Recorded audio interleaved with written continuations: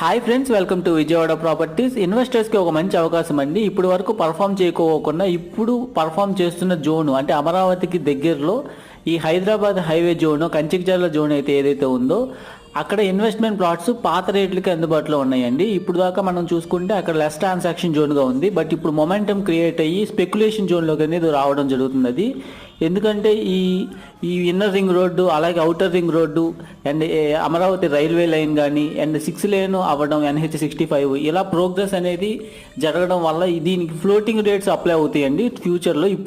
ఇప్పుడు మాత్రం మనం పాత రేట్స్కే మనం అందిపుచ్చుకోగలిగితే, పాత రేట్స్కే మనం ఇన్వెస్ట్ చేసుకోగలిగితే మనకి మంచి అప్రిషియేషన్ ఉంటుందండి. సో ఇది వచ్చేసి నేను చెప్పబోయేది అయితే ఏపీసీఆర్డీ అప్రూవల్ లేఅవుట్, హైవేకి అతి దగ్గరలో, ఇన్నర్ రింగ్ రోడ్కి అవుటర్ రింగ్ రోడ్కి మధ్యలో, అలాగే రైల్వే లైన్కి 2.5 కిలోమీటర్ల దూరంలో 40 అడుగుల తార్ రోడ్లు మీరు చూస్తున్నారు కదా, ఇవన్నీ కూడా అప్రూవల్ పొంది